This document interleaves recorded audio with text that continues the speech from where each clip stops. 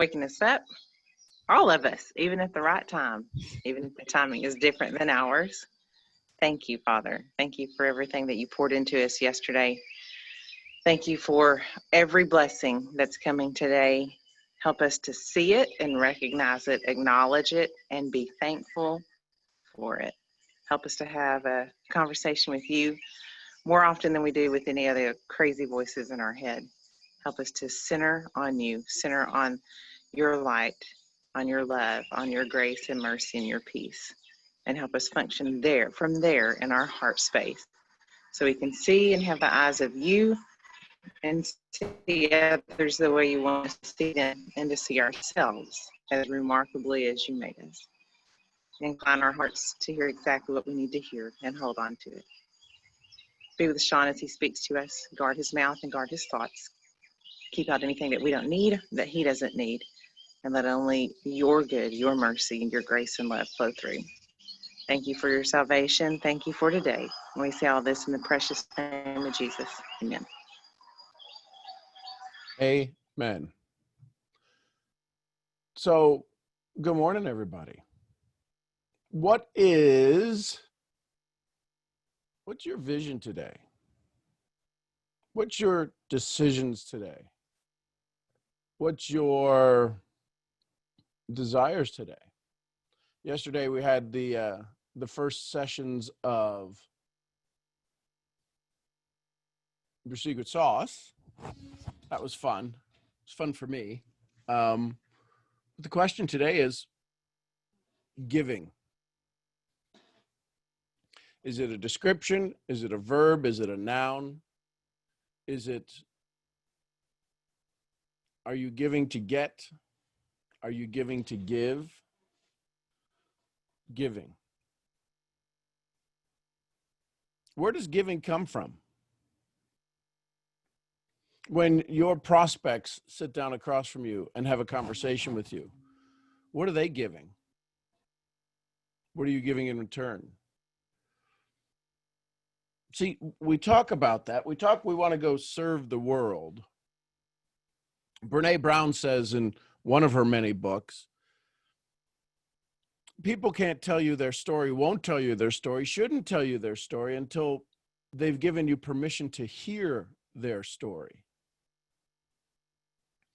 Are you giving them a chance to give you permission? Are you giving them a chance to get rid of that story? You know, you hear me a lot of times when somebody starts to say something and say they're stuck or something's got them frozen a little bit. The first thing I ask is, how long do you want to own that story? How long do you want to own that story? Are you able and capable of giving it up? Do you want to give it up?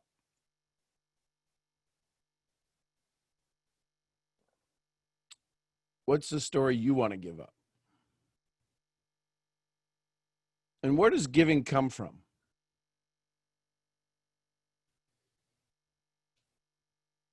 Rob yesterday in conversations talking about his children, his daughter, about giving her the vision of an extremely focused dad.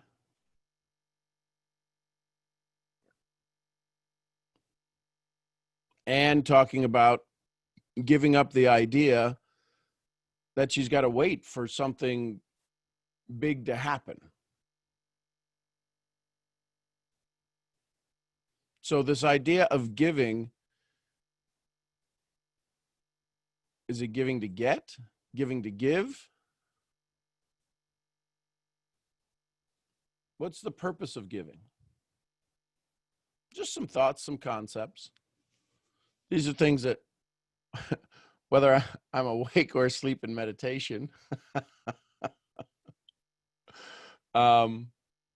these are some ideas that take place. So good morning, Delia. We'll go to hands. Hey, Delia. Good morning. And my Emma.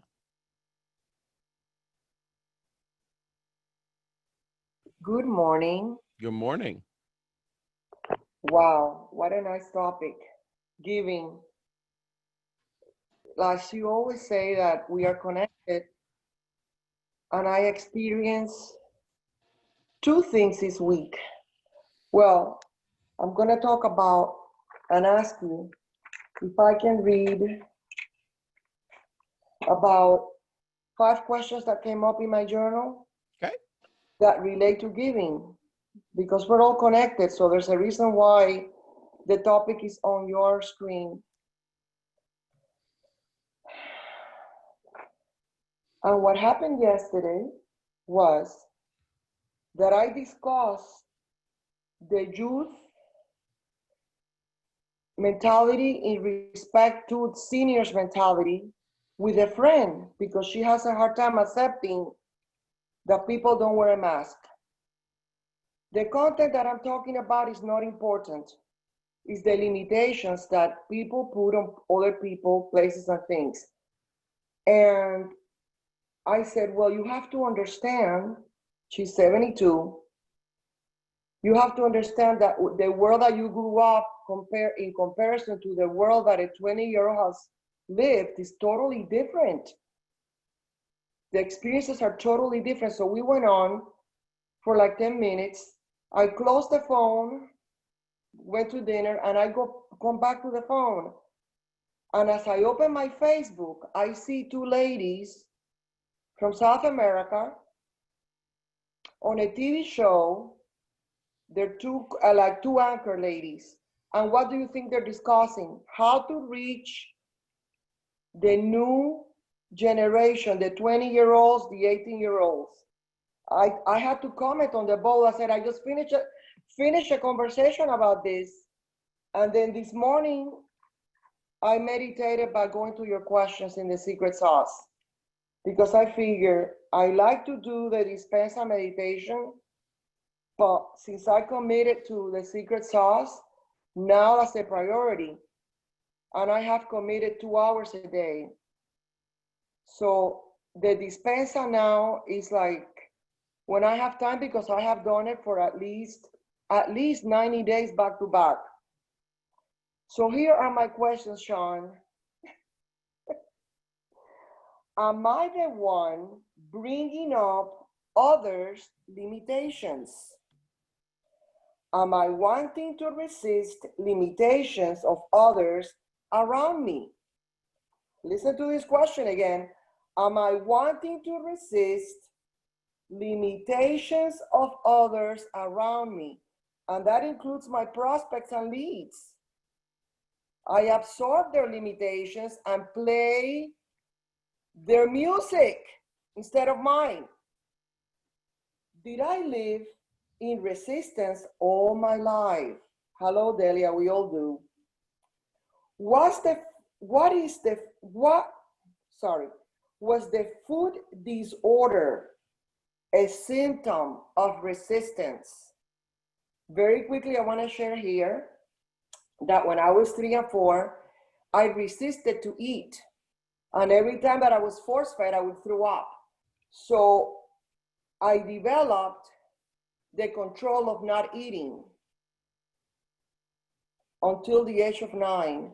Then I was okay, and I was never overweight. And then in my 40s, I developed the overeating disorder again by overeating. So that's interesting, right? Did the abuse and mistreatment cause me to subdue, obey, and submit? Because my spirit was beaten. Old story, I'm not longer there. If anything, it has given me power. Do I know better now? Well, I already answered that.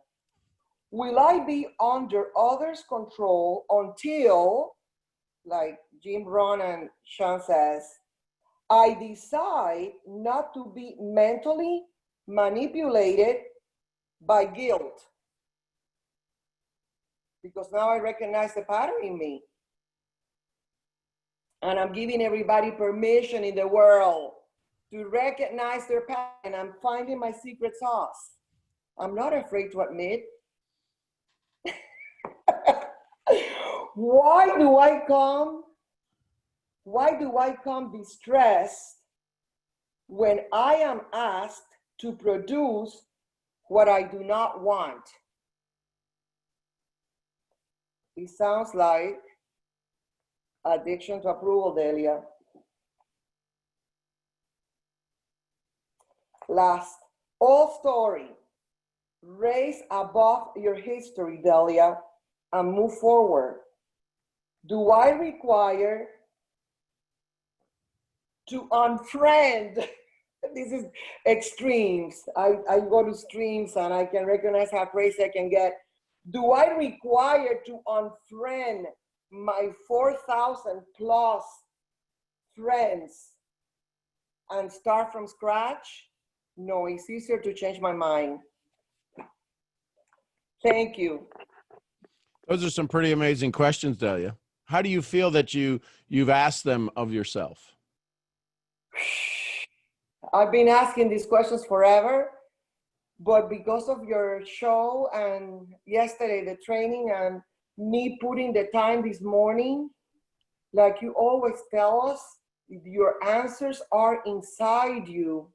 Take the time to invest on you, because then you can be a light house to others and to yourself, and you can be in peace. I feel free, truly free. I thought that I was free, and for the most part I have been free, okay? And this has not happened like in the show Bewitched, where you twinkle your nose and you become free. No, this has taken years and years of me asking the question.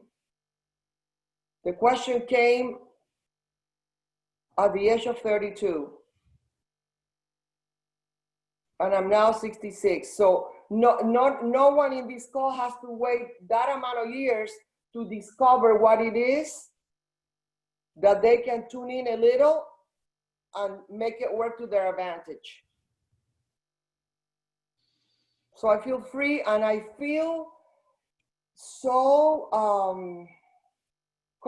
comfortable with the fact that whatever I always learn, what it takes me a lifetime, it might take another person minutes, and I feel grateful for that.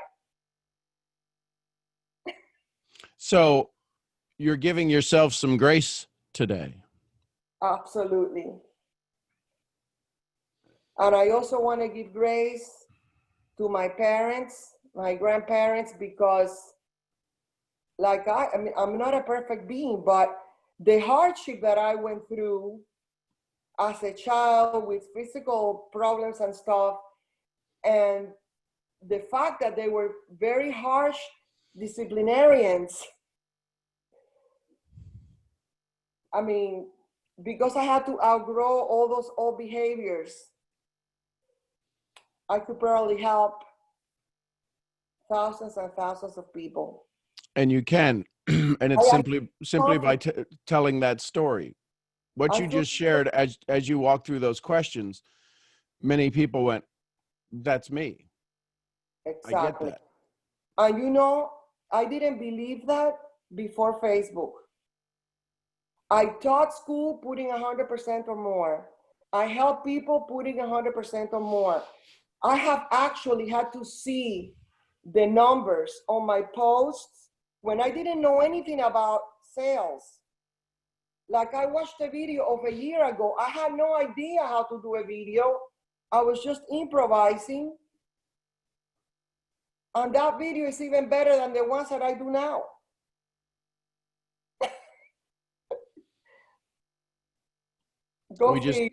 We just need to step in and start telling a story that's true to us, that's good to us, that serves us well. Thank you, Sean. Thank you, Delia. So I loved one of the questions. Do I have to accept their limitations?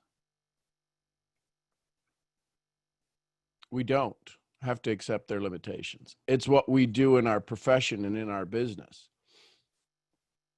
People want to be told that they're okay. People want to be given the conversation that says it's okay to be where you're at.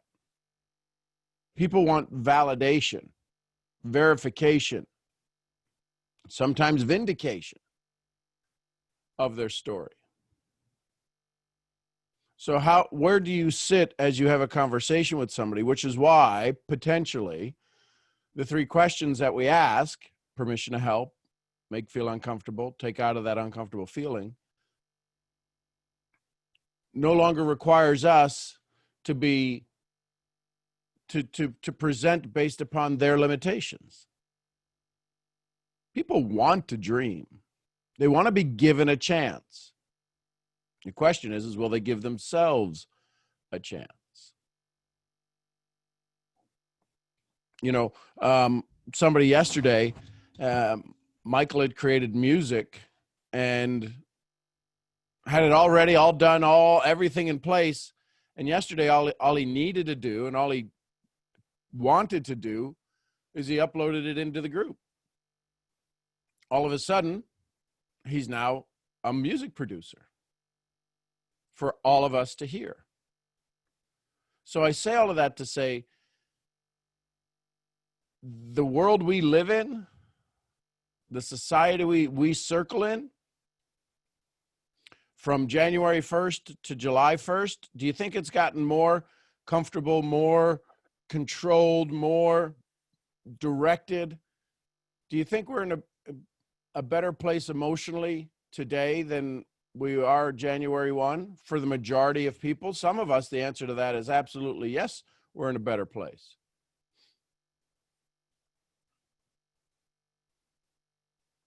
Some of us are absolutely better off July 1st versus January 1. But the majority is not.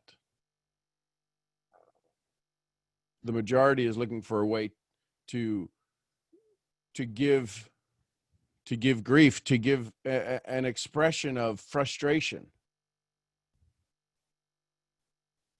What do we do with that? What do we do with that if we know so many people are hurt or have a desire to give, but they don't know what to give? What if all of their giving source is agitated?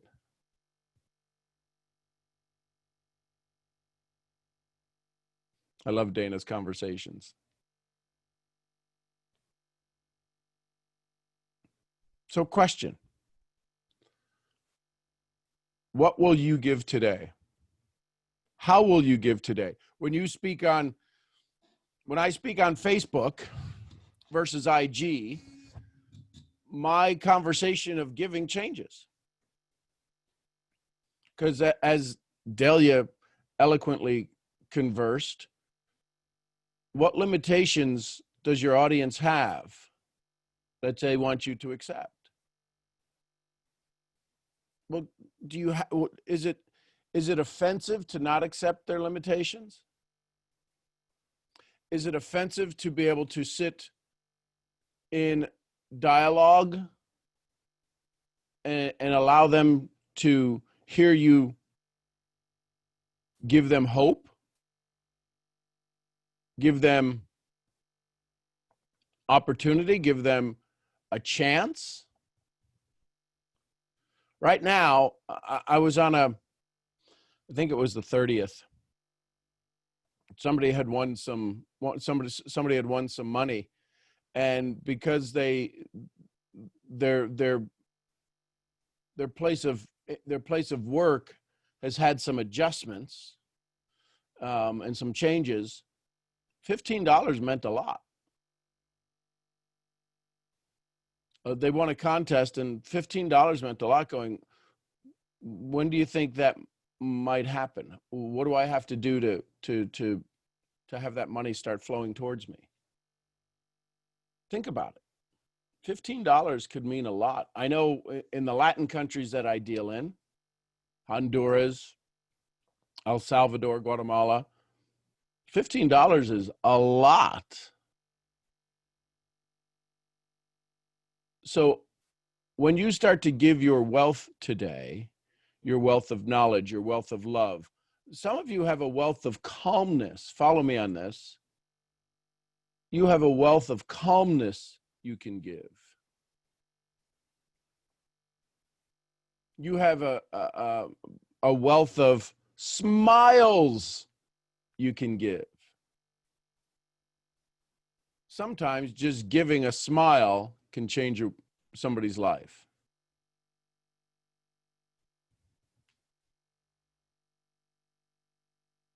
What are you willing to give today? What do you have an unending source of to give?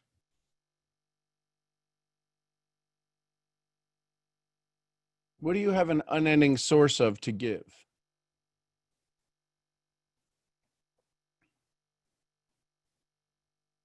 Can you give encouragement? What are you giving to your family? To mom, to dad, brothers, sisters?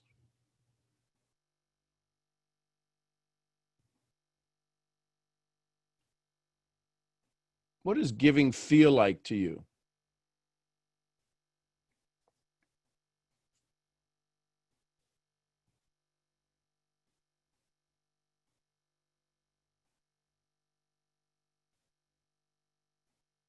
What are you going to give to yourself?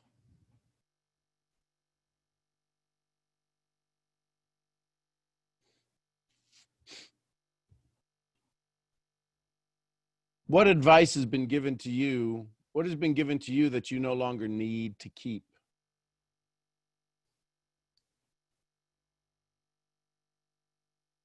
What ideas, what concepts have made up your secret sauce that have been given to you?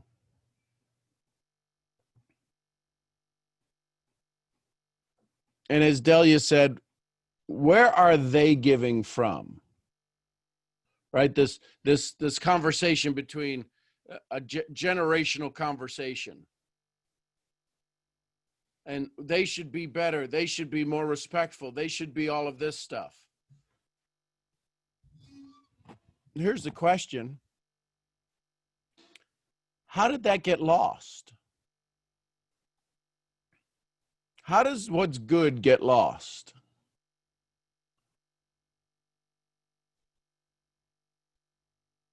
How does what's good get lost?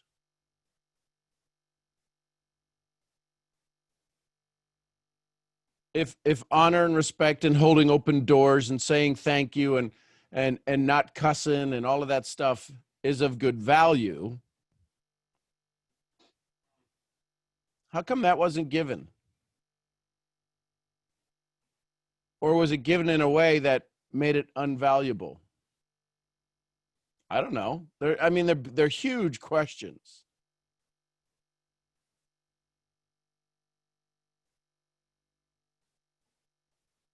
So could it be possible that maybe we're not listening, we're not giving them a chance to be heard? What is this joy that's waiting to be given? Sometimes people haven't been taught how to give. I think we all know people who are just, they seem to be takers. What can you give today? What's that thing in your heart that you feel needs to be shared in the world, given to the world today? I can tell you, the world needs you. The world needs your smile, your joy, your vision, your wisdom, your encouragement. Let's go to Hot Atlanta. Latoya, good morning. Good morning. How you doing? How you Outstanding, my doing, love. Sean? How's everyone doing? Can you hear me? Can everyone hear me? Yes, Oh, yes, okay. yes. Good. All right. Good. As far as that, I love to give, right? And I wonder where that came from. Why I love to give back for like giving clothes or tithing, offering. things of that nature. And I give it with cheer. I didn't like give it because I felt like, well, I guess I just give it to the Goodwill, whatever. But I always gave it because I would feel that that person needs it. And this is my way of giving, right? So I wonder where that came from. And I remember my mother, she was a giver. And, you know, God bless her soul. But the thing is, she used to always tell me since I was a child, she said, in order to receive more, you have to give more. So before Christmas, you know, before the holidays, she would clean up like all the toys I'm not playing with, some of the things, you know, that was still kind of like new I didn't play with. She would give them to the Goodwill because she said you could always bless someone by giving. And I just like, oh my goodness. You know, like at first I didn't understand. I was like, what? I just want toys. You know, I want more toys. And she was like, no. She was like, you can't be a pack rat. She was like, you can't be a pack rat. She said that would cut blessings. People try to hold on to everything and don't want to give. That's not operating in the law of giving and receiving. And ever since then, I have always gave back because they give me a reminder that I'm doing something good. It's not just for me, but it's for that person. So I always look at myself as a blessing others, whether it's just giving flowers or a compliment. But we always operate in these laws, Sean. And you're right. I met some people who never gave back. Some people have a problem tithing. Oh my gosh, I got tired. That's all the church do. They just take your money and buy expensive cars and buy this and buying this, buying that. That's why I don't give to the church. And then it's like, when you think about the principle behind it, you're like, what? And then they wonder why they always shortchange or getting the short end of the stick of things. Because it's certain things like that, they don't see the value. When you don't see the value when a person don't see the value in things, they'll make an excuse of why not to operate in that form of fashion. But now, like me and my children, we had like giving back. We even donated a volunteer time of putting groceries together to get to people who are like ill and they can't go to the grocery store. We volunteer feeding the homeless. We volunteer, you know, putting groceries together for a church we used to go to and all that great stuff. And I love it. And I just love it, Sean. Like, that it's a joy seeing somebody smile and saying thank you and it being grateful that you have taken that time to give back. I think I strongly believe that's what everybody just need to learn to do, like, and love it, embrace it, because at the end of the day you're like, man, wow, I did a great deed. Wow, oh my gosh, I get to give back. And you feel this release, like this joy on the inside. Sean, I love to give back. And it's like, you just never know what a person growing through until you give them back. Then they open up and they tell you what's going on. And I love it. And since this has happened, a lot of, you know, giving back, I just felt like I'm holding on to old things I do not need, things I know that someone could use.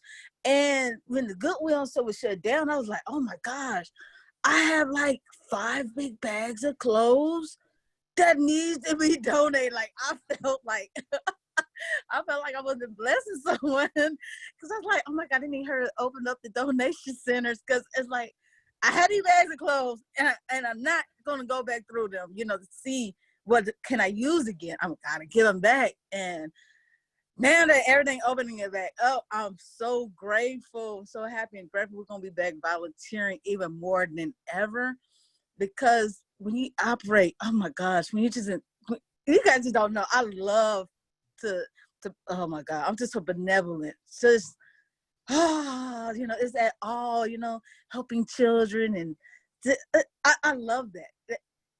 It's like I hear the choir singing in the heaven.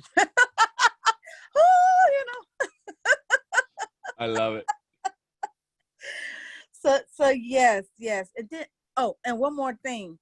Last night, my old paradigm almost came back. So I was going to sleep. I had a little headache. So I was going to sleep. And I knew it was time for me to journal. I did everything else. Last thing was the journal. The old paradigm kicked in and said, "Yeah, do you really need a journal? You write down like I'm about the same thing every time. You go to sleep. You could go to sleep. You don't have to write down your thoughts. Just one time. Then I'm like, okay. I was like, maybe I'm just going to sleep. Oh, yeah. I was just catching up tomorrow. Then I was like, no. Let's journal it right now. So I did my 5-10 minutes of journaling, and then I went to sleep. Like I had to fight it. It almost caught me. And it's just that subtle. It's just that subtle. It gives us a way out, and it gives us a way back, right? Water Yes. flows downhill very easily. The challenge is that we got to understand that sometimes the easy flow downhill is back into the old story.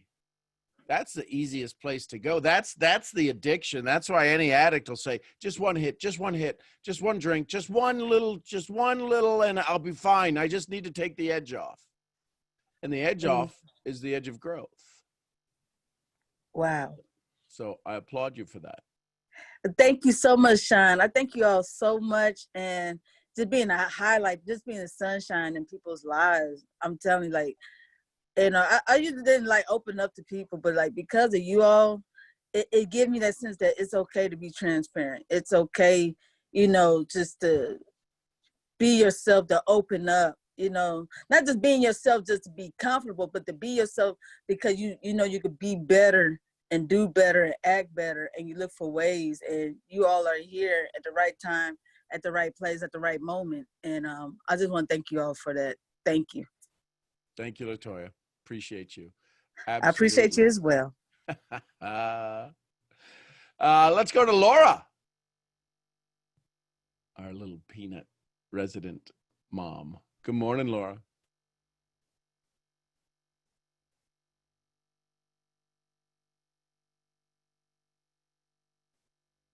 You might, if you're still muted. Sorry. That's okay. Yes. There you go. It was stuck. It was like frozen. Good morning, everyone. Good morning. Good morning. How are you? How's everyone? Okay, so I wanted to thank you because you said something in the morning that everybody needs to hear you and what do you have in you. And I want to share something about my story as well. And it hasn't been always like this very nice stuff, but I also want to share something that my experience, how it got me here. And it was because I felt so much before. I was an addict, and I was a mom, and I was 15 years old, and I was stuck in life. I was also afraid. I was insecure. I was ashamed of myself, ashamed of my body, ashamed of me, ashamed of everything that happened to me since I was little. I grew up without my parents. I stayed in my house crying and asking, why me? And now I know and I can tell you why me. And because of those things, it got me where I'm here right now, talking to you, and something that I would never believe this in no matter how many times you could have told me this. Like, if I was able to speak in front of a lot of people and tell the truth, I wouldn't believe you. And today my friend asked me for an advice, and I was like, what, me? Why me? And she asked me for something that I wish I knew that. And I told her, I was like, a kid wouldn't cut your hands. A kid won't cut your dream. A kid won't destroy your life. It's gonna give you a new beginning of a journey of your life. And that's what happened to me. And I wish somebody told me that a long time ago. So I was so thankful for her asking me for an advice, and she was so happy. And we barely know each other. We knew like only 2 weeks. And And just seeing that, like, she's asking me for an advice, it just made me feel so free and so happy and so confident, and that I can do more than this, that I can go more than where I am right now, and just stop being afraid of what people could say from my past, and not caring at all about my past. Yes, I did that, but now I don't, and that's behind me. And every time I see what I've done, it makes me happy that I'm not there anymore. It makes me happy that I'm growing as a person, as a mom, finally, and that I'm growing with my son, because he gave me the opportunity. Every time I ask myself, I don't have love, nobody loves me, but I didn't see that. And then God sent me this child, finally, and then he showed me that love is right in front of you. You don't have to look or seek anything or anywhere else. He's right there with you, and he actually teach me or taught me what is love, what's the meaning of that.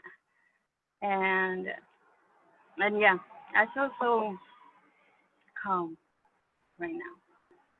How many of you were just awoken by Laura? How many of you were given the chance to be inspired by this amazing young soul? How many of you were given courage to wake up just a little bit more today?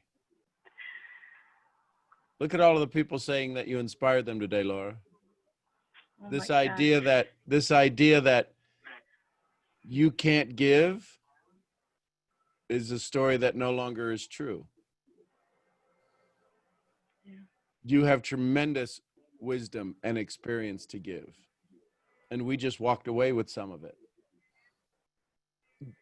To hear you, what I heard is that I need to find love, and God gave you your own little love machine, your own little love bundle, so that you'd always have it. Congratulations, my dear. I'm very proud of you. For you to sit there with a level of confidence in your voice, a level of desire to share, to tell a little bit more about your story. And you remind me a lot of somebody else who's on the call, Kayla Cortez, who every time she tells her story, there's another little facet to it. And it sounds like it's a little part when you were talking about addiction as an addict. They sound like, well, I was an addict. It's like, what? There are these moments of how did you make it through? You know, I don't know. I just did it. Yeah. So thank you for giving yourself a chance to step into your leadership role, to step into your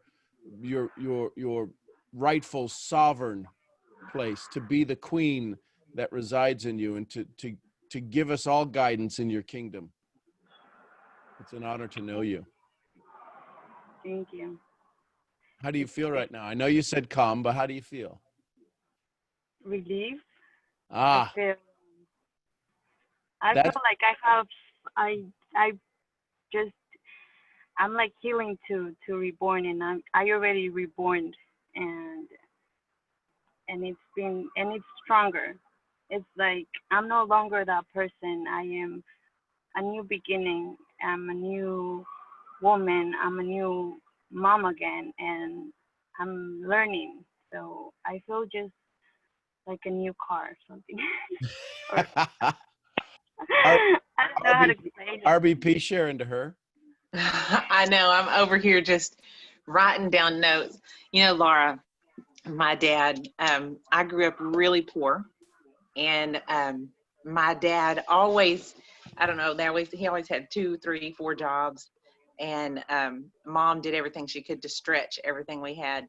And dad always had a job where it was some sort of manual labor, and we would go into someone's yard and we either do yard work, or we would, you know, he drilled water wells, he did all these things. And he always said to leave something better than how you found it. And I got on this phone call today, and this morning I had a little bit of what LaToya was talking about, that whole kind of looking over my shoulder, feeling that old story creep back on. I felt it coming on last night, and I was thinking about it.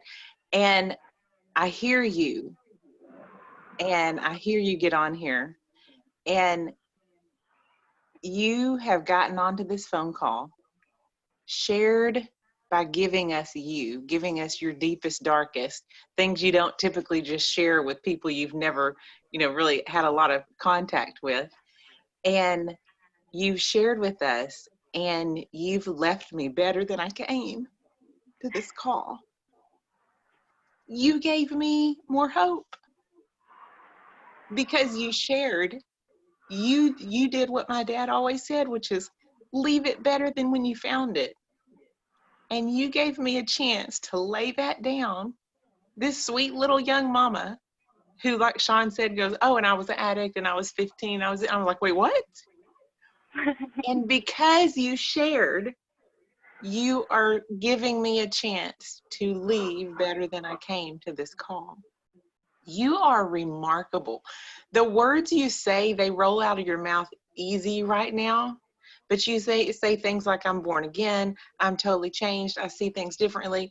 And you sit in your youth with wisdom of like an 80-year-old, with experiences that you should have never experienced until you were, 30 and 40 and 50 years old. And you sit here and you sit in your grace, and you've never been more beautiful than you are right now, in your truth and in your strength, and you're peaceful. You're not stuttering. You're not concerned. You're not worried. You have no negativity around you. You just have, this is me and here I am, and I'm willing to give whatever I can. And that is a beautiful, beautiful representation of the woman and the strength inside of you, who you are, who God created you to be, and how you're stepping into that.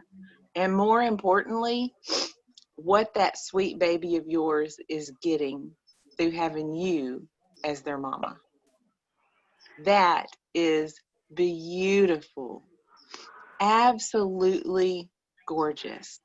And I want you to breathe that in. I see you breathing that in. I want you to breathe in the fact that because you gave your true essence, this 45-year-old mama over in East Texas changed even more for the better today.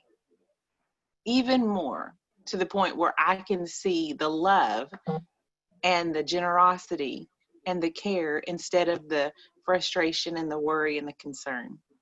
You helped me flip a script because of your strength and because of how graceful you are, and the grace and the mercy you extended to yourself, you extended it to every one of us.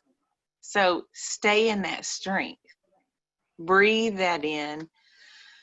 That sun that's sitting on your face, breathe it in and enjoy that warmth, and breathe it out, and thank God for every one of the blessings, because I'm thankful today for you, Laura. I'm thankful for your experiences, and I thank you for the grace you extend to yourself. Thanks for changing me today. I love you. I love you more. I would like to just bottle up Laura's smile right now and sell it around the world. Nice job, girl. I'm very proud of you. Thank you. Thank you for making us all better. RC, you got bumped out and jumped back in. You had your hand up, brother. Yeah, my internet's been having issues the last few days here. All this unearthing my secret sauce and everything else. It's, there's a shift. So really quick, Laura, great. Thank you for sharing. Honestly, phenomenal. And LaToya, God bless. I love all of you. Giving and what's been good that's been lost. So for those who haven't seen the video, Mike, yesterday Michael talked about his, music and everything else. And so, I had the opportunity, so I jumped on and, and helped or whatever. He actually said, I don't know how to do this or whatever. So I jumped on and I'm like, yeah, I'll show you how to do it, whatever. I mean, I can do this. And what he doesn't know and what you don't all know is that, so listening and talking to him, going into his story about, college and Penn State and, and it's the Big Ten. And so I went to Michigan and, I don't know why or what, but I kind of explained that I went to another campus in Dearborn for the business school was in Dearborn at the time, and but that unearthed some things in me. So by giving and helping him, and by me sharing, that actually this is what this whole secret sauce is about for me. Is about actually unearthing some old pasts and what I was and who I was and what I want to become again. But I went to U of M Dearborn also because I started an academic foundation when I was 18 with many adults. I wasn't the only one, but I was the only kid under 40 on the board. And it was an elected position actually with the city I was in. And then that turned into a one-year school board position. But really quick, the story of a holiday party, there was this young teacher that basically she wrote a grant to the academic foundation, and she was telling all these people around, and she didn't know who I was. I knew her husband, but I didn't know she didn't know who I was per se. But she talked about all the different activities that she did with the grant that she received, and this was amazing, and all the kids learned all these activities and this and that, whatever. And then her husband came over and just kind of put his hand on my shoulder, and and I just listened and everything else, and I was beaming. I was like I was so thrilled to be able to watch her talk about what she did with the children and everything else. And then later she came back and she goes, well, why didn't you tell me that you were, that you were on the board and that you were this and that? I said, it didn't matter what I did at that point. It was your story to tell. You were having so much excitement and talking about what you did with the kids and everything else. That actually has always touched my heart more than ever. And, that was why I helped in being involved with that foundation. I mean, it was just unbelievable to be able to give in that way and, and help raise a bunch of money throughout the year for different activities and everything else. And that actually has meant more to me than anything. Now, I say that because just by helping Michael last night briefly, I actually thought about that again during myself going through my past. So, I mean, I'll say this, by helping others, you basically, you're unlocking your own past. By helping Michael, I mentioned this and, and it brought a whole bunch of journal notes into it, I mean, this whole secret sauce thing is like, and I just wrote, it's like riding all the roller coasters in the park. It's like all the different paths, different little things and things you've done. It's like, it takes you down a little path and everything else. But then now with personal development and with your own experience, you're able to actually, see it in a different way. You're able to stand taller. I mean, I've actually a couple times in my life, I've had dreams as a child where I was afraid of the dream, but then I actually had the same exact dream, but yet I was older, taller, bigger. And it's like, I conquered, I guess, those fears and everything else. So, by giving yourself and by actually helping others, you unlock more than you realize. So I thank you, everybody. Well, and again, for those of us that may have a couple of years on folks, giving is our youth, right? And I don't know why this downloaded to me, but even looking at somebody in a way that is, they're beautiful looking, they're intelligent, just being able to give somebody a look of grace and gratitude. But in that giving, we wind up making space. It flows. It gets our energy moving. You sharing that story gave us all a chance to go down memory lane, to go back to things, to some things in our youth where we did do some neat things. That's why that list of 100, or if you're kind of off your rails like Anne and wildly insane with love and joy, you go for 1,000. It's important to give ourselves a chance to be able to give ourselves a chance. Right? Rhonda posted something I had said that sounded like just a circle. But if you give yourself a chance to give yourself a chance, you'll give yourself a chance. And that's all anybody wants.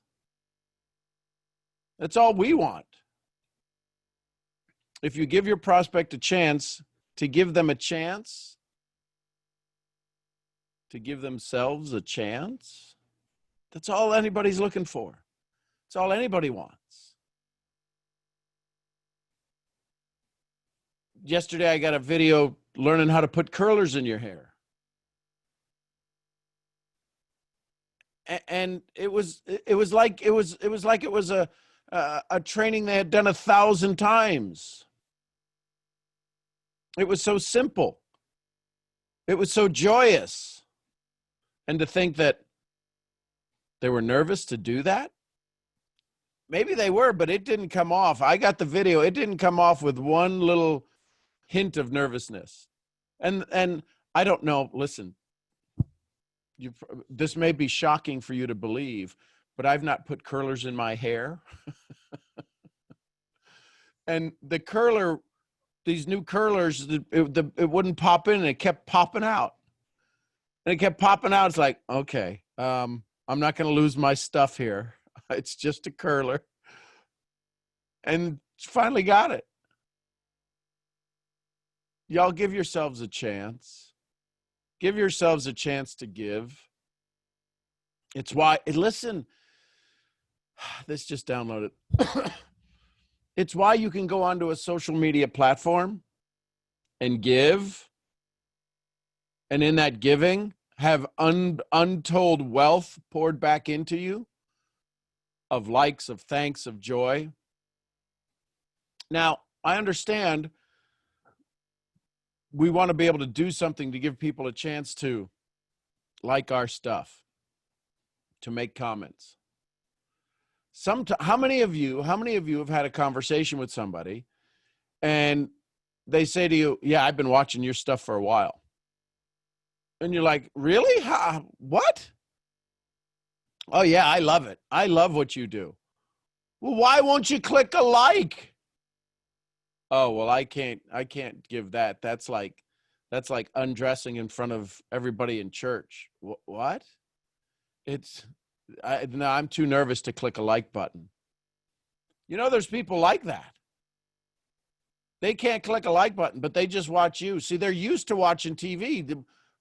It wasn't long ago we used to just watch stuff. We didn't have to interact with it. We could yell at the TV screen, but you didn't have to know our feelings about your conversations. And then we come out with Facebook where it's click like, and then now they added the caring heart, right? They added that for COVID and caring and loving. All of that to say,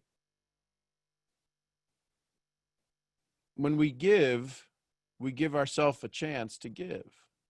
And it makes space, it gives space, and right? If I wanted more water, I have to give some of this away. And eventually, I'll be giving it away. So I could have more water.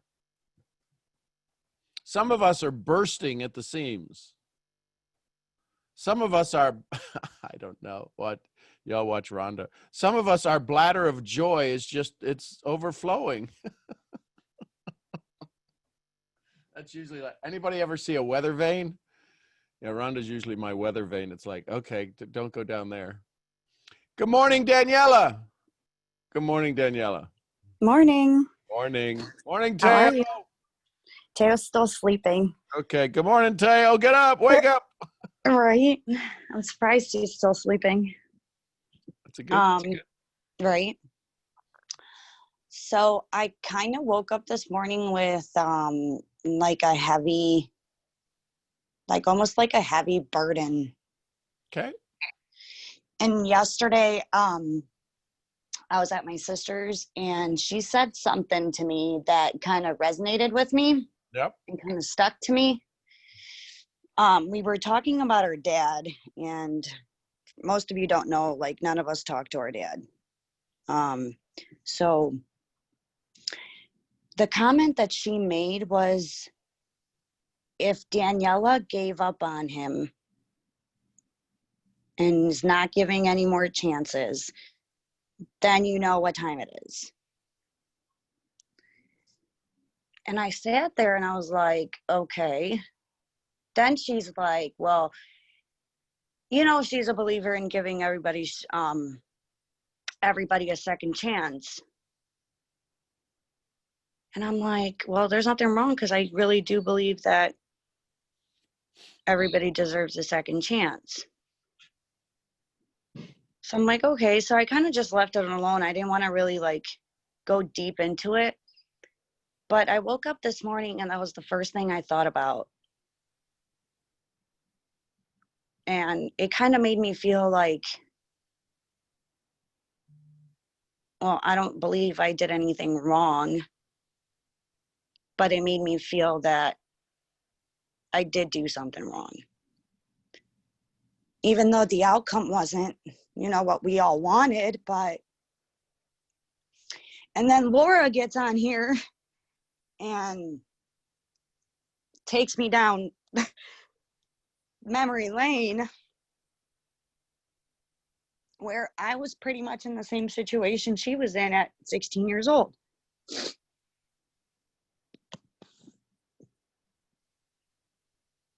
And I didn't realize that it was an addiction, even though I overcame a lot of it. And I don't feel like, I keep telling myself it wasn't. But then as I hear her talking, I was like, who was I fooling? Was I fooling everybody around me or myself? And then she's like, I had my little baby, and it is what God gave me. And I was just sitting here thinking, I never wanted kids. But God gave me Mateo to slow my roll down, because I really don't think I would have been here today if I didn't have Mateo. So it's just a bunch of bundling, I guess. It's good bumbling. When's the last time you said that? Never. Okay. So how do you feel now that you said it for the first time? It came out pretty good. He's up. Theo. Come here. The right timing, right? Yep. Saves you again. Saved by the Teo. Right. I don't know if I feel relief or I feel like. You still didn't put back the controllers. No, buddy, I didn't. I can't find them. I'll have to call Kevin. I don't know where they are. You call him? Yes, I'll call him as soon as I'm done talking. I don't know if I feel relief or like, I just still feel like so much is on my chest that I just want to scream. So if do you believe that in this story you gave yourself some grace? You gave yourself some space to realize what you've actually gotten through? Honestly, not really.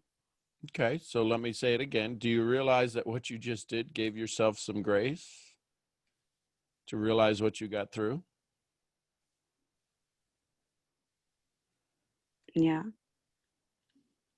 Is it okay for you to have grace? Is it okay for you to realize how amazing you are, that the struggles you've been through, that you've actually made it through? Yeah, because I've definitely seen what happens when you don't. Right, because there is an alternative. Yeah. And we always have a choice. And sometimes joy doesn't look like joy at the time. It's only joy afterwards. It's the joy is afterwards when you see Laura tell her story, and then and as Rhonda's speaking to her, she goes,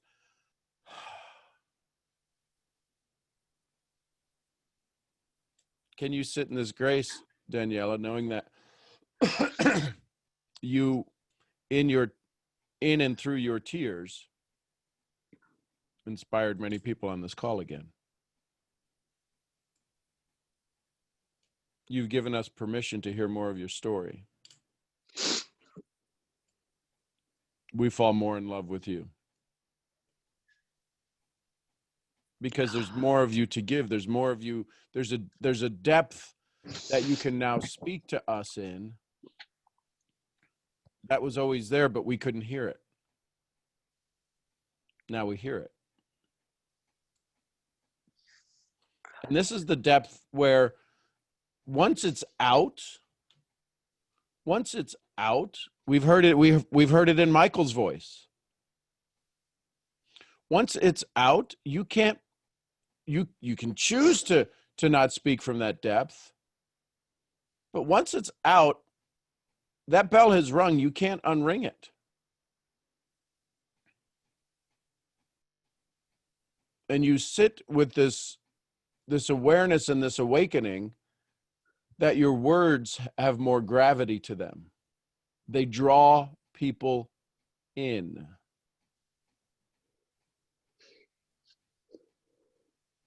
And why you sit in a place of, I'm not sure, is because it's the first time. Think of the first time you've did anything.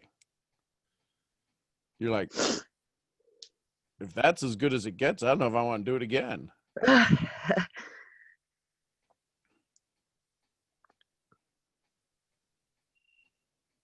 I see somebody in the corner wanting to mash a button. Go ahead, East Texas. I am feeling, I'm in all the feels today. Danielle, I'm so proud of you. Thanks, Rhonda. I know there's more to your story that we have yet to hear. Oof. And there's a part of you that is so guarded that it's like Fort Knox to get to that part of you. We just barely miss getting sniped. Yeah, and just even saying that we see that part of you, you're like, no, you don't. You see nothing. Yeah. And you just want to run the other way. Good luck. Yeah. But I want to acknowledge you and tell you to do what you just did was huge for you. And that was a big step to say everything you just said. And that's cracking the door or even rattling the doorknob maybe to the amount of love that you have. Women like you guard it because you know when you open the door how much love there is. Mhm. And you know once you give it, you don't shut the door. And it takes a lot to get that door open, but when it's open, it's in an unbelievable magnitude of love. And I acknowledge you for that. I know, because there's still little places in me that most people have never seen. And I know what it's like when people get close to those doors. And I'm like, no, you don't see anything. You see nothing. Oh, look over here. Look how pretty I smile. See? Ooh. And, and then I get them to go this way. And I see that. And I acknowledge that in you. And the other thing is, you and I were talking, and the house sometimes is messy. Like I told Sean the other day, I showed him a picture of the room right here beside me, and he was like, did you get robbed? I'm like, no, that's my child.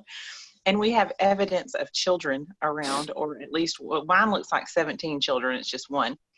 Right? Yeah.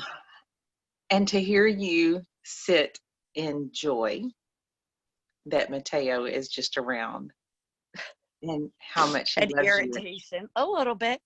you. Oh, yeah, absolutely. But to hear you say it the way you said it today, I acknowledge that in you. I noticed that. And I noticed the script is flipping. And you're changing the inner dialogue. And it's scary. It is scary, but it's only scary until it's not. Right. And I wrote down when you were talking, I wrote this down. I said, what's bundled inside us that needs to be unbundled? And as we unbundle, what does it look like to extend grace to ourselves? Because we talk in this world about extending grace and mercy and love to others. What does it look like when you extend it to yourself? And I saw a glimpse of that today with you saying what you just said, with you saying how much grace, when you talked about your father and your sisters and the conversation you had, you extended grace and mercy to yourself. And you need to hear someone say that to you, because oftentimes we will extend grace and mercy and love, sometimes begrudgingly, to others, but we rarely do it to ourselves. And you turned a corner today, Daniela. And that's why you were feeling the yesterday and today. Because when, Maya Angelou said it best, when you know better, you do better. And you've heard better. And now you're doing better. And you didn't cut yourself down at the knees and go, "What?" and we're done. You sat in a moment of grace. And that, my sweet friend, is a very attractive woman. A woman that can extend grace to herself. A man that can extend grace to himself. That's very attractive. And that's the beginning of you changing everything around you for the positive. And Mateo got up this morning, and instead of being his goofy, crazy self, he just walked in, asked you a couple of questions. Morning, Mom. Yep. Look at the change that happened right there. That's grace and mercy. So I'm super proud of you. Thank you. Yep. Love you, girl. Love you too.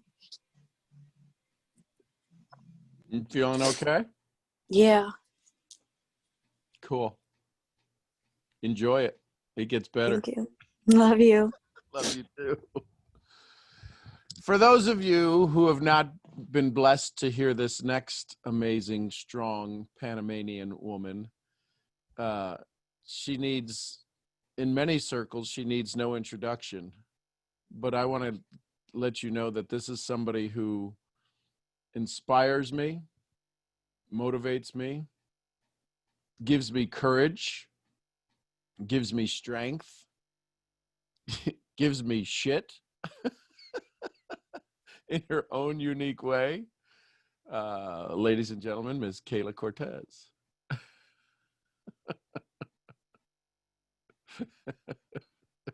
You had to say that, right? The last part, give me shit, right? Yes, ma'am. I know I do. But you do to me too, so, Yes. It's what brothers and sisters do. so I don't feel bad no more. Right, Rhonda? Hello, everybody. I love everybody here. Gosh, I mean, I raised my hand I think an hour ago, and I didn't know. I mean, God is perfect. I mean, I didn't know I was gonna hear all these stories before I talk. And it's like it changed. I still gonna say what I wanted to say, right? Because it's about giving, right? It's about an aha moment. It's about my sauce. But I mean, everything is perfect. I guess God want me to hear those two stories, Daniela and Laura, before I talk. And when I raised my hand, I said, well, yeah, I'm gonna share my aha moment and my soft thing, and no cry and no tears. And then when I start here, I'm like, oh my God, no, please, no, because I wasn't gonna touch that. I wasn't gonna talk about that. And this is what's in the subject today, Kayla Kwan. And then that's Laura, Laura, I love you. I mean, you got no idea what you just did to me, to all of us, I know. And Daniela, you too. I mean, you make me see myself so, I mean, so much. And in a good, I mean, in a lovely and good way.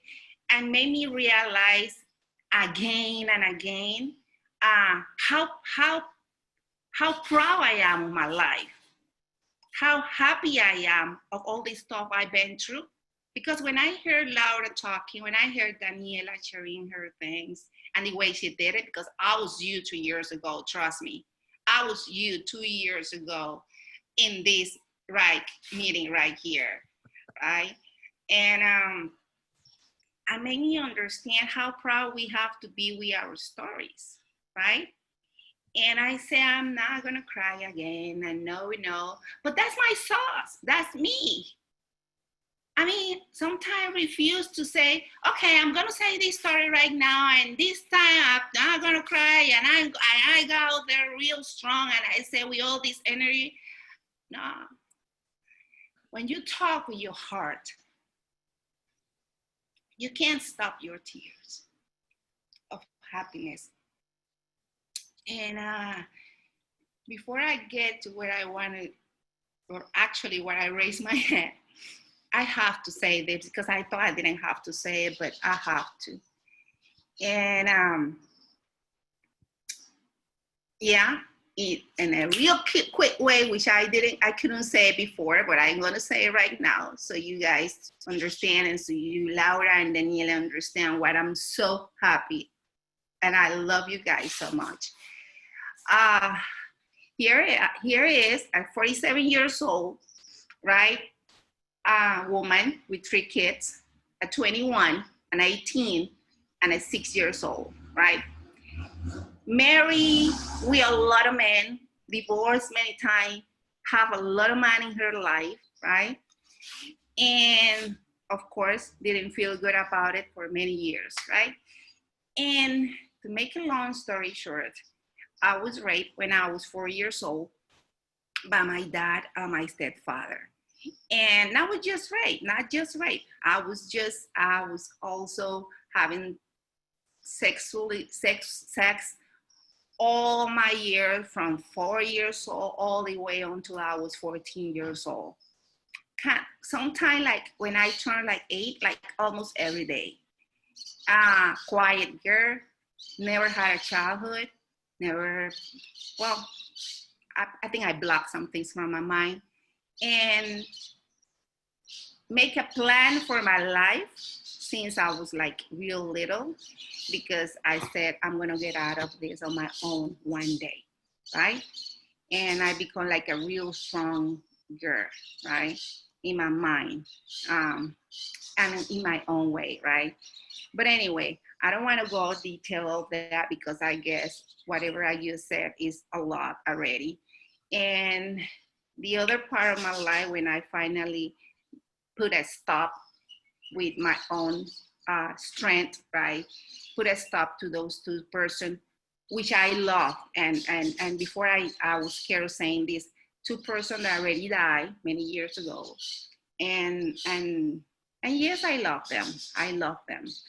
And as a matter of fact, only like months ago, I didn't want to use my dad's last name. And in this event in Costa Rica, I said with all this pride, I'm Kayla Valdez Cortez, because I used to say only, I still say, because it's like my brand name now, Kayla Cortez, right?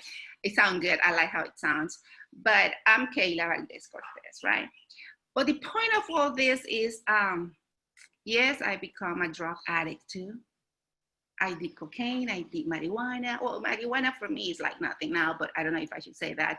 But anyway, what I say is they say it's a medical thing too, right? So I just put it that way. Okay. I did cocaine, I did ecstasy, I did so much drugs, right? And I was in a crazy house too. 2 times, right? And I try to kill myself too, 2, 3 times. I think I forgot how many times. I was a prostitute, yes, and I was a stripper too. And I say I was a good stripper too because I was the only Latin chocolate, stripper, Latin woman in United States. And so I did it good too. Because one thing I learned from life out of all these bad things that happened to me, is to whatever I do in life, do it like in excellence. So that's why I say I was a totally perfect, the best stripper, because when I come out, I remember everybody was like, yeah, she's the best, right? But anyway, so I'm saying all these things because sometimes we think and we feel like shame or telling our stories. And we feel like everybody's gonna look at you and point at you. And yeah, maybe there will be people out there that will say, gosh, she got no shame. Yeah, probably so. But at the same time, will be thousands and thousands of people that will say, gosh, thank you for sharing that. And I understand that. Sean helped me understand all these things and made me face a lot of things in my life that are so good, and I'm so thankful for that, right? And last year, and I said I wasn't going to talk about all this thing because I just want to say one thing about giving, right? But I guess this is it. And last year I got real sick back in May last year, and I got like all depressed and this, and I thought I was getting depressed, right? And they say I had this, I had that, and my blood and this. At the end, they say that I got leukemia and all this thing and blah, blah, blah. And I know some people from here go with me, go through with me through all these things, right? And well, after I say I'm not gonna give up, I'm gonna keep fighting, I'm this and that, and I keep doing my things, right? And because 2 years ago I have nothing, right? And I'm sitting here, and I don't know if you can see, you see this wall here, and you see this other different wall here. 2 years ago, I didn't have nothing. I didn't have anything to eat. I didn't have nothing. My kids were starving. We have dirt floor. We didn't have walls and all kind of things that you can ever imagine. Maybe you do. And now I got all these walls of different tile and tile because I went crazy when I started to have, something. And I put different tiles. They probably don't match, but I'm so proud because they got it started, right? And what I'm saying all this is because I got strong and I said, I'm not gonna give up. And I've been through all these things in life. So a sickness is not gonna put me down. And that was last year, right? So I accomplished so many things. Not exactly what I wanted, and now I can say because of yesterday what Sean in Secret Sauce was telling us, right? Yes, I accomplished a lot of things, but not what I wanted to accomplish, right? And I realize that now. But anyway, I did it, right? And this year, in COVID start, March 15, and I came from Costa Rica, being with Sean too, and March 15, I had all the symptoms of COVID, right? So I have to wait like 20 days until they give the test to me. I was negative, but I still have all the symptoms and more. And then I said something is not right again. So I end up that no hospital open in Panama. I'm from Panama. I don't know if you guys hear the news from Panama, but in Panama it's like real, like, God help us, but almost like, we are only 4 million person here and 1,500 person have COVID every day. So that's strong, right? And so no hospital open, no hospital is attending no one unless it's COVID, nothing, no specialist, no anything. And the only hospital that is open costs so much. $1,000 just to get attended, right? Thank God my life changed and I was able to do it. And I went to the doctor and they told me in May that I have pancreatic cancer. My mom just died 5 years ago from cancer, pancreatic cancer. And they tell me that, and I was devastated. And I thought that I'd been through so much that I said, not again. Why again? So when I thought I was like a real strong woman, it's like I felt like everything started destroying me again.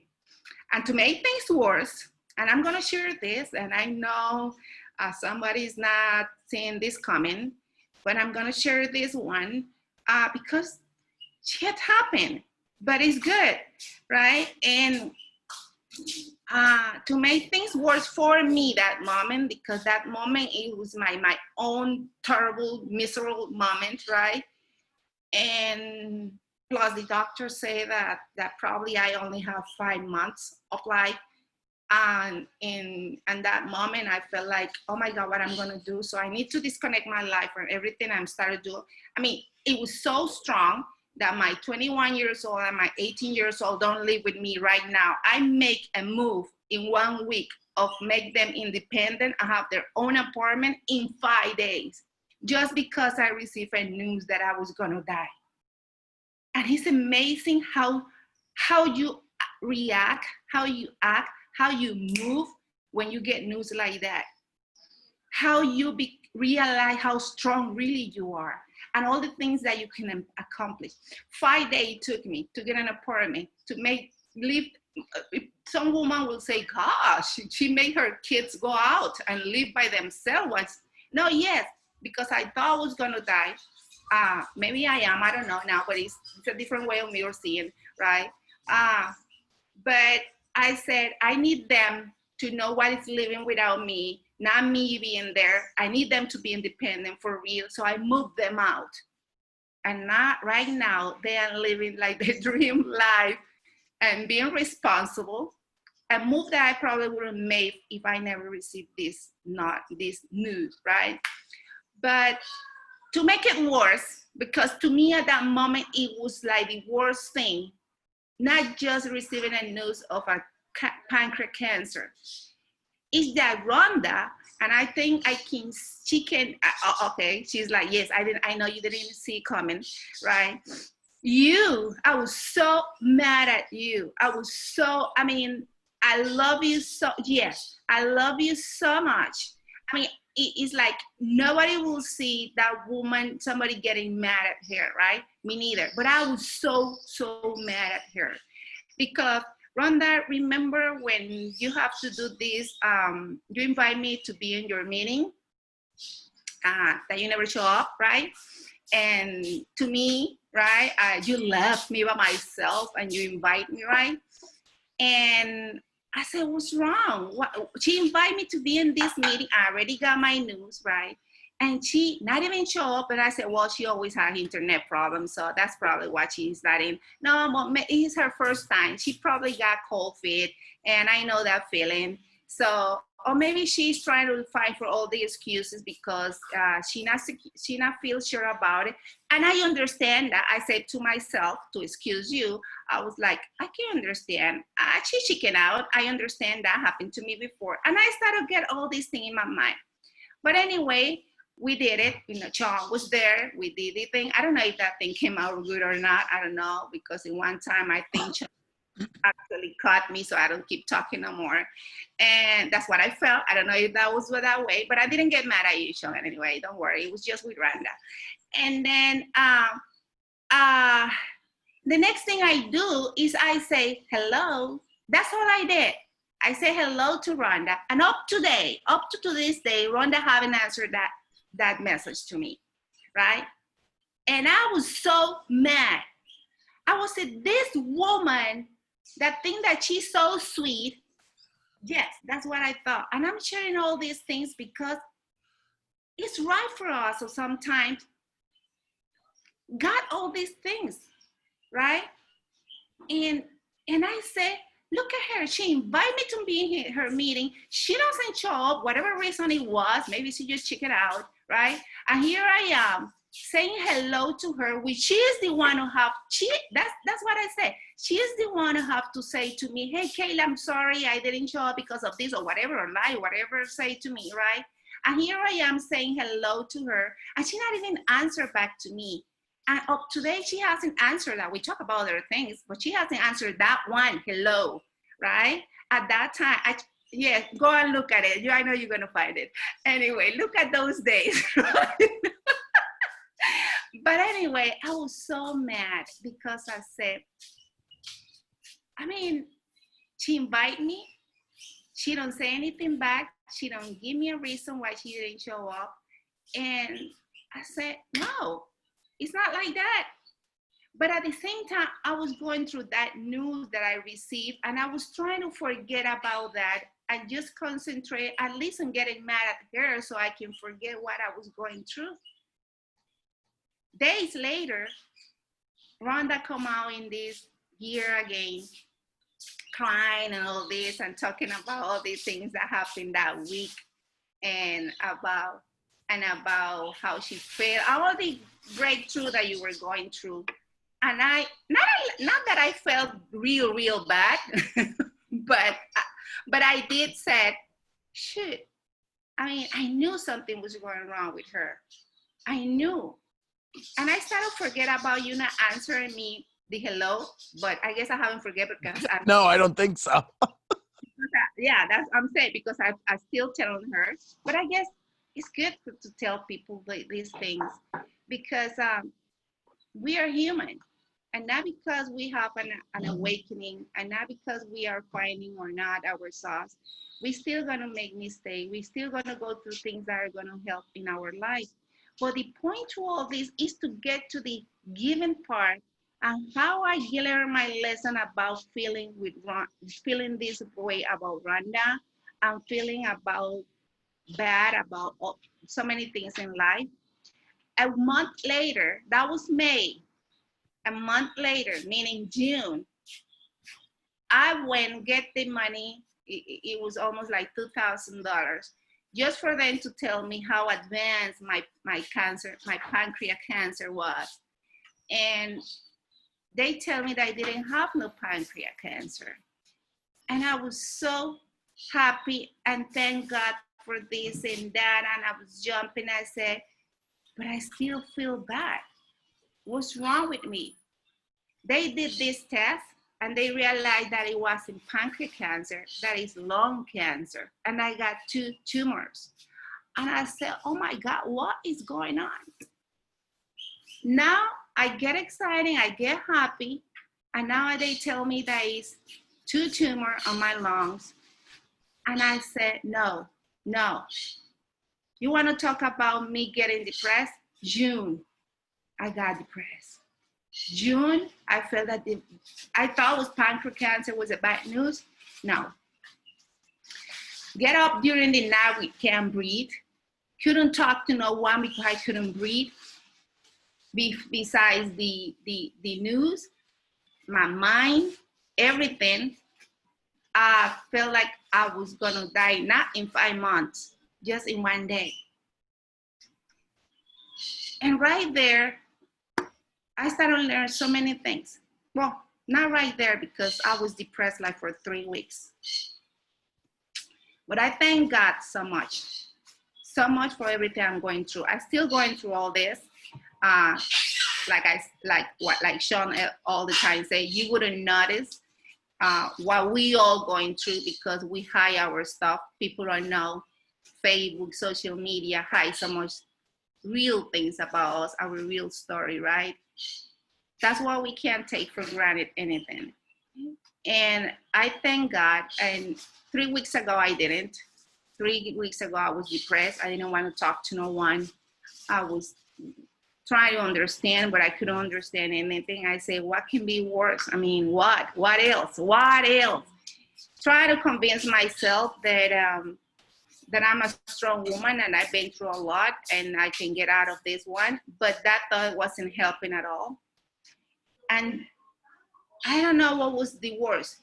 Knowing now that it's lung cancer or tumor or whatever, or those monsters there or whatever, and or or my mind telling me, did you waste your time? My mind telling me, gosh, Kayla, you are so great. You could accomplish so many things that you didn't. And yesterday, Sean said, anybody face that? And I got this man, like he knows how to talk to each one, to all of us, like he's talking to each one. And I said, yes, I feel like I'm facing it. But it's true. It's true. What I'm waiting for. What I didn't did all this stuff that I want to do when I couldn't do it. But then I say, yes, I can do it now too. Because if I move my kids in 5 days, imagine how much I can do in 5 days or 1 day. And I had some yesterday when I was kind of lost on everything that was going on, because I connect and someday I didn't connect, and I was reaching and praying God and said, what do you want me to see? What do you want me to understand now? You put me through so many, how you say that? Pruebas, I don't know how to say pruebas. Trials. Trials, yes, pruebas, tests, right, in life. And again, really? I guess you want me to become, I thought I was strong. I guess you want me to become more stronger, or I stopped thinking that I was gonna die, and I started to think there is something big for me here. Today I'm talking here, and you don't see me have no problem breathing at all. No problem, and I still think, oh, I'm not gonna stop saying that. The diagnosis is supposedly still the same. I haven't been there yet because I have to wait till next month. But it's amazing how your mind, and I always say this before, but I'm gonna say again and again because it's a lesson to me, how you can become healthy, how you can become the best of you when your mind change. A week ago, I couldn't breathe. A week ago, I feel my team needed me because I wasn't there. Well, I felt that maybe it wasn't true. Maybe I just wanted to be needed. Who knows? But I get up at that bed and I say, you know, guys, what? Let's do it. And we have something to accomplish, and Sean know that. And I said, let's do it. Let's do it. Let's do this for somebody else, not for us. And there I was, a lady, a woman that couldn't breathe. Nobody ever thought that I couldn't breathe. There I was talking with a bunch of people that didn't know I was sick, that didn't know I was going through, or that I was 3 months in my misery. Yes, it was my time. It was my time to feel bad. Yes, it's true. But at the same time, my misery, mine. Because I don't know how things gonna come out. I don't know. But I know I can change everything if I start to think positive, and if I start to thank life and God for what I'm going through. Because I know there is a lesson for me, and there is a lesson and something for everybody to, and I'm not gonna stay quiet. I say, I love to talk, and these 3 months I was like, I'm not talking anymore. I'm not talking anymore. And I say, nobody's gonna quiet me. Not again. I mean, maybe I'm not gonna think that, I'm gonna take what happened to me and what I'm going through to another phase of my life to be more stronger and to accomplish more things in life, and to keep sharing my story, to add another chapter of my story. And I know it's not the end of the book. And I want to think that way, because that's the only way that I can keep going every day. And yesterday, I said, I feel empty. And when I was listening to Sean's Secret Sauce Academy, let me find this.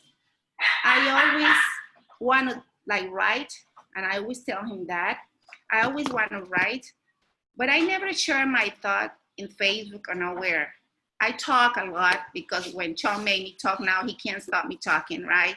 And but for some reason, I always copy somebody else, whatever they say, and I copy, and then for some reason, and I'm still trying to figure this out. Maybe I'm just resistant with something. I think I am resistant because Sean said something yesterday. I think that's what's holding me.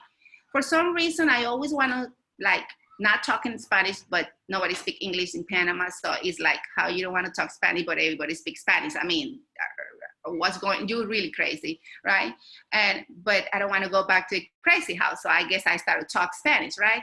So I'm like, I don't want to write in Spanish. I want to write in English. But Kayla, people that you are from Panama and people read Spanish, they don't read English. So why you want to? So I was like debating with that, maybe because I started to get better with a person that speak English and think that I speak Spanish. No, you speak Spanish.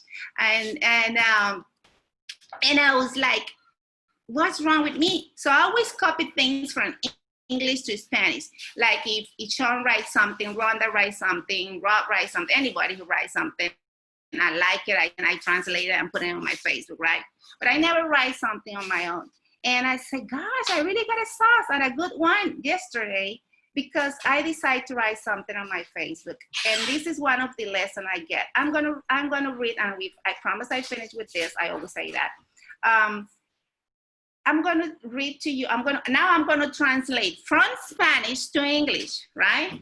Because I usually do the opposite, right? I'm gonna translate from Spanish, something I wrote in my Facebook for the first time, my real thoughts. And this is the big lesson I got. This is what I'm so proud of me, and I have to say it, and I love me so much.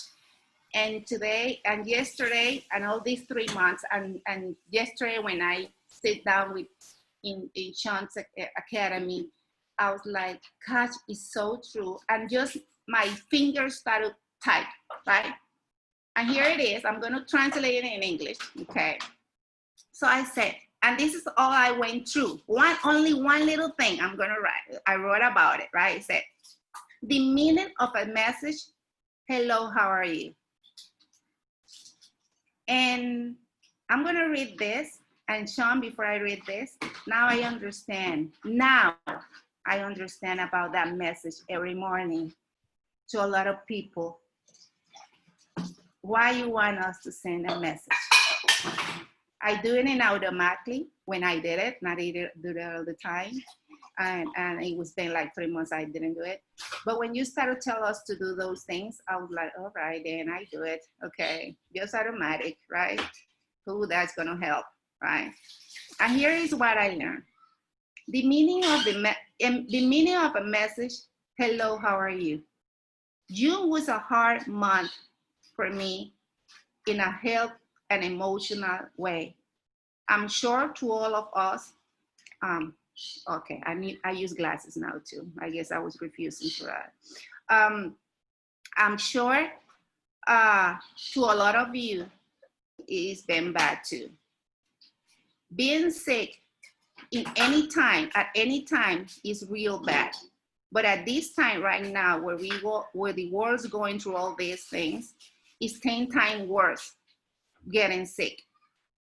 And besides that, the economic part, is worse. You know what I'm talking about. But the worst part of being sick is not the physical part. It's the emotional part that takes so much energy out of you. Sometimes we want to keep the positive attitude, but the physical pain and thought wins.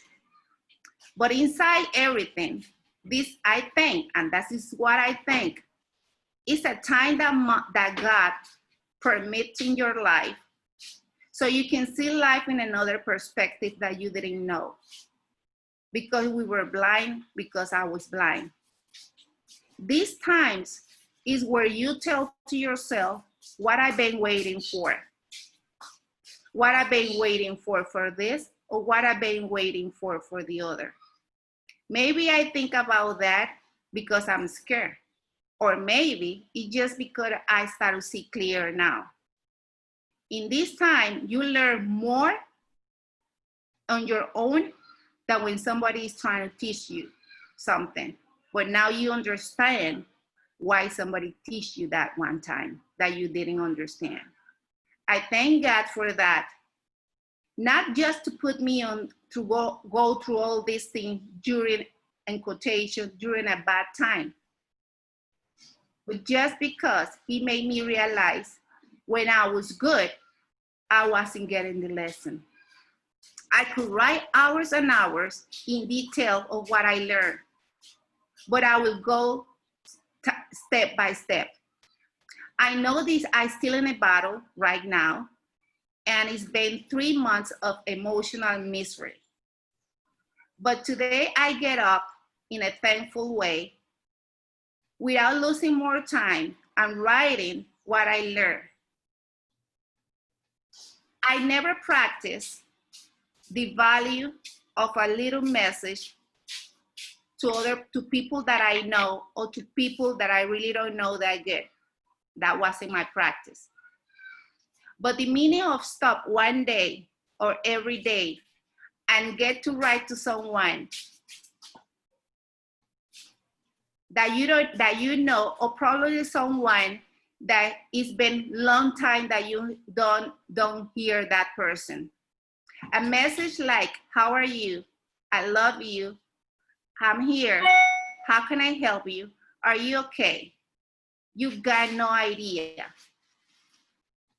If I wouldn't live this by my own flesh, I wouldn't be talking about this. The real need that I had to receive a message of greeting. If you asked me this before, I will say, please, you think that really helped? Or I will say, stop being so dramatic. But now I live that on my own. I feel it, I experiment. Receive a phone call, message from friends and from no friends that I can say. Or just people that I met one time, but I never expect those messages. Hello, how are you? Change and save my life.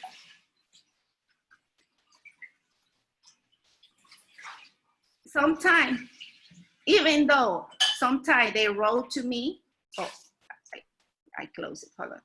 Sometimes they wrote to me during these 3 months, and I even left them, how you say that when you leave that en visto? Somebody can help me, en visto? On red. Huh? On red. On red, okay, yeah, that you open it, but you don't say nothing, that you ignore the person. Okay. O sea, leer red. Okay, that when it's black and then it turns blue and you don't say anything else, right? That's WhatsApp, right? And sometimes they write to me, I don't answer back, but they still write to me the next day saying, hello, I hope you are fine. Without thinking that I was bad by not answering him back. Thank you, everybody, for don't give up on me. Thank you, everybody, for a hello message. You teach me a great lesson, because with that hello message, you saved my life during those months. And now, about the industry I'm in. So, oh shoot, I keep losing this. About the industry I'm in.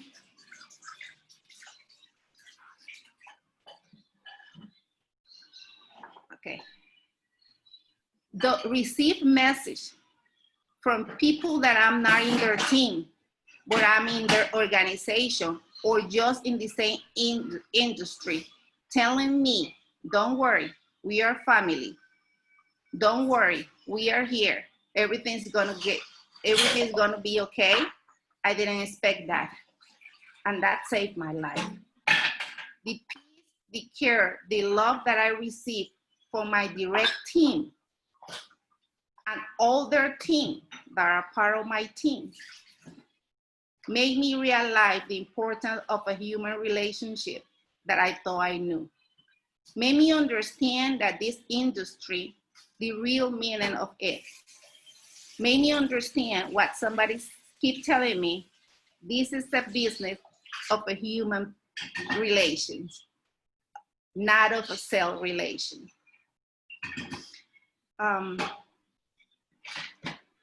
Where am I?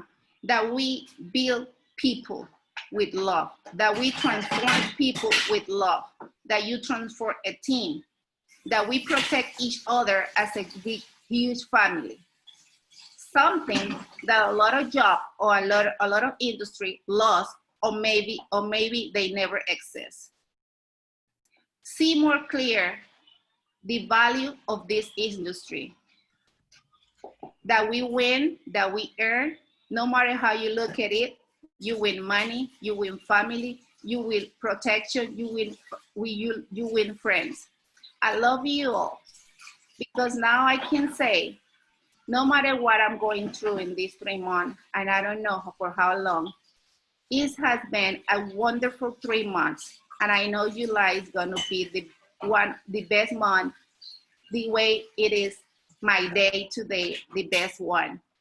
And remember, if somebody come through your mind and name a person and you don't know why, just write to them and say, hello, how are you? Because that message saved my life. And I wrote that in Spanish. For the first time, I write something that is really come from me, from my heart, because I keep refusing writing in Spanish. I don't know why. It was something that I was fighting with. And not that I'm a good English writing either way, but I don't know, that's kind of like, I don't know.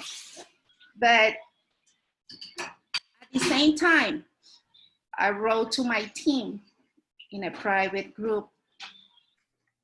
And I told them something that I never thought I would say to them too. Sean always teach us how to be grateful with our team. And we say we are. We always say we are. Or do you really express that to them? What day you choose to express that to your people? June was a month of a lot of learning and a lot of thankful to God and the reconfirmation that this industry, you do it from home, from bed, from a bus, from a yard. Why? Because this business, it have nothing to do with the place where you are. It have nothing to do with what are your goals or your dreams. Or it have nothing to do with the people to accomplish what you want to accomplish. This business, this industry is based on the construction of genuine connections with the people we invite to our team. Build love and connection. Life teach us with a strong, life in a hard way. Today teach us to do that without being present, just by a Zoom call. The secret of this industry is that how many lives you want to transform in any area, but not as economic business of I sell you, I win, I sell you, you get better. No, no, no. It is a family, it's a group of people that really wish that the dreams of other people come true. And you know that we all have a lot of dreams. This is an organization, a team, where you act like a mother or a father, getting happy that their kids get accomplish their dream, or a kid that get happy because their mother or their father accomplished theirs. The farther that you want to reach is the more people that you have to reach. The more you help them to get close to the dream, you get close to yours.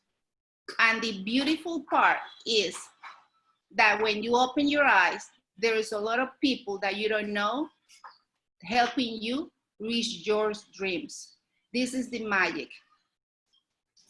It doesn't mean about how much study you have.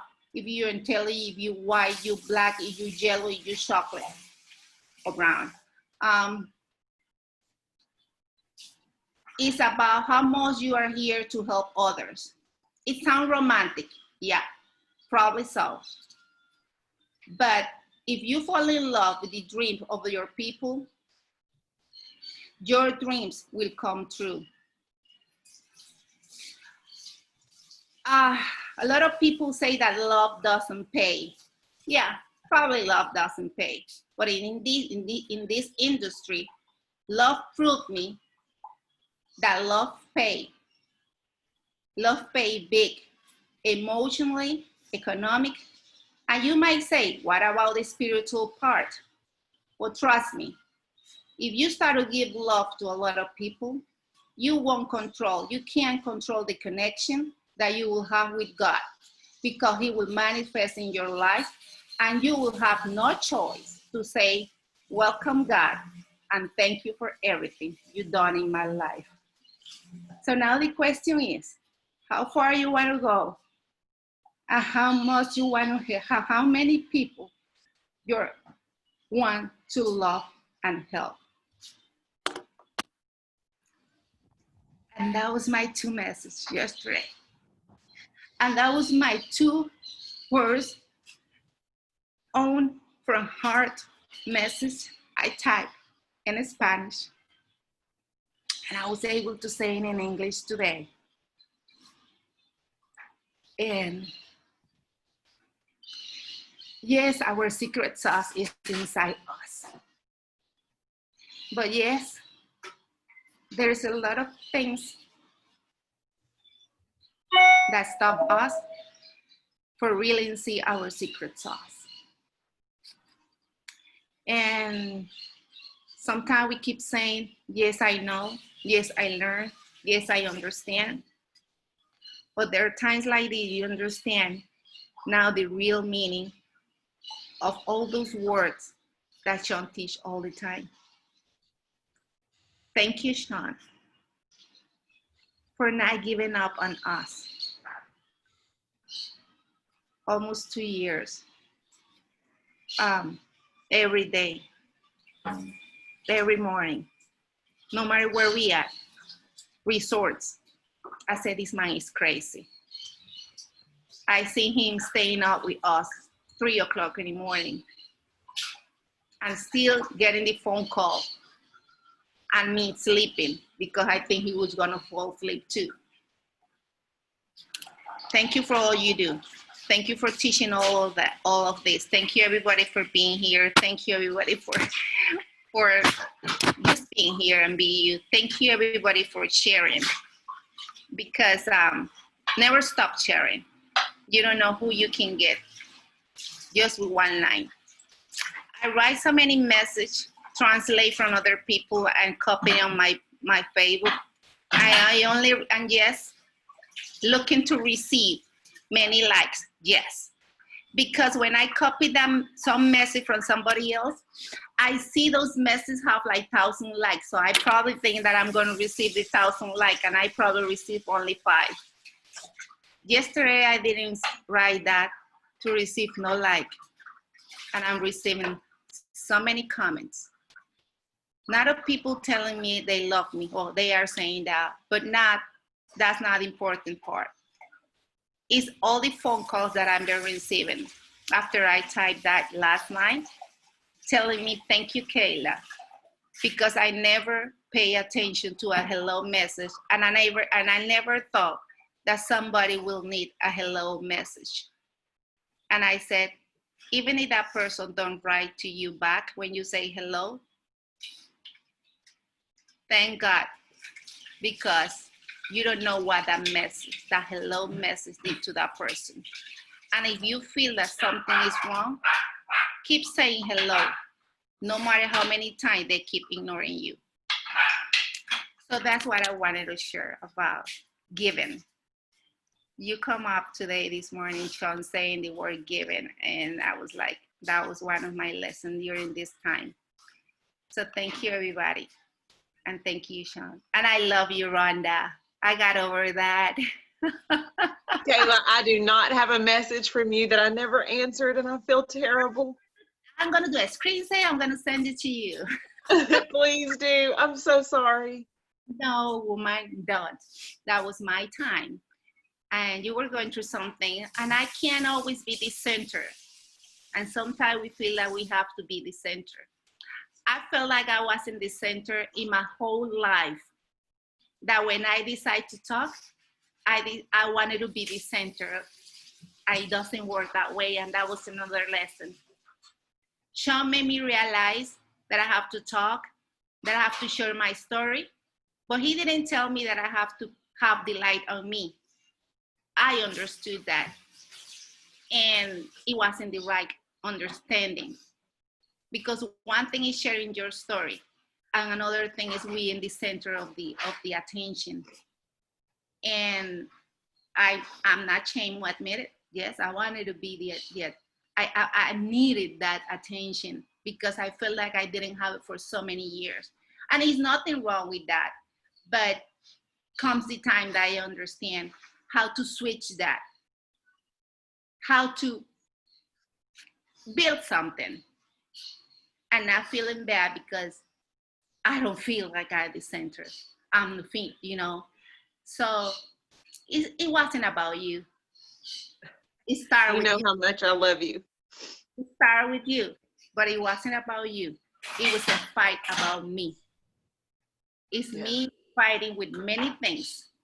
And I thank God for that. I thank God for that fighting because it made me realize that, hello.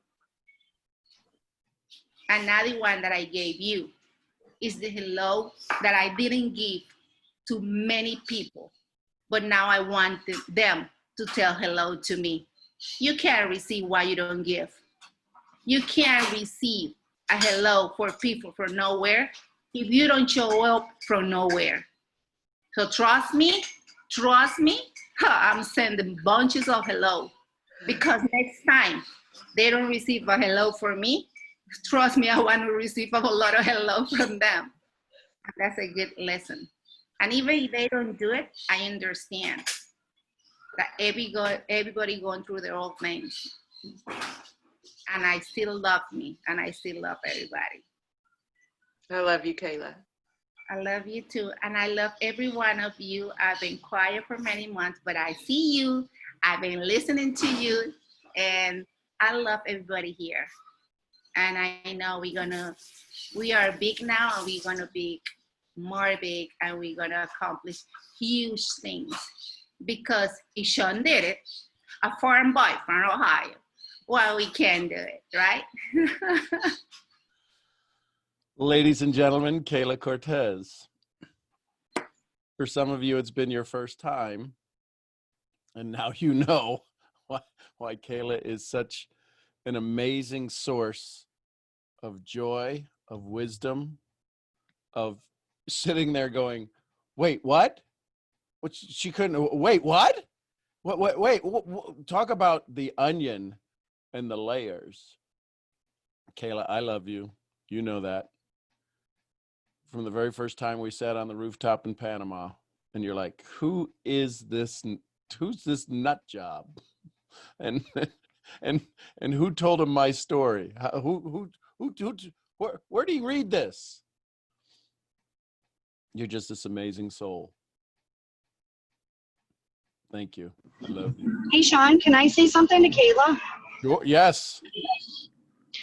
I don't even know where to begin. I did miss a little bit of her story and her reading because I had to get Teo ready for daycare and fought with him for a minute. It's okay.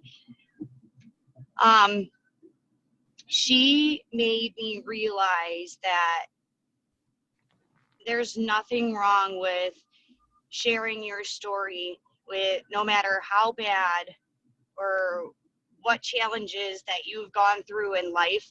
Somebody out there needs to hear it.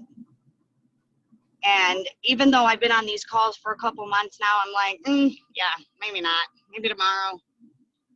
I don't think I want to share today. But after hearing her story, and I don't want to say that it made me realize like my life wasn't as bad. It was bad to me and the things that I've been through and some of the obstacles I had to go through in life and to get me where I am today. but hearing her story or maybe just a glimpse of her story, there's probably more to her story than just what she's told us today, but kind of made me sit back and was like, everything I have been through could have been a lot worse.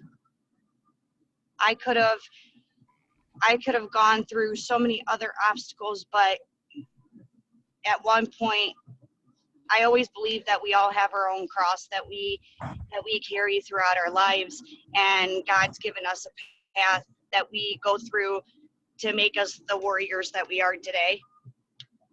And I really want to just thank her so much for sharing her story, because it impacted me more than she will ever know.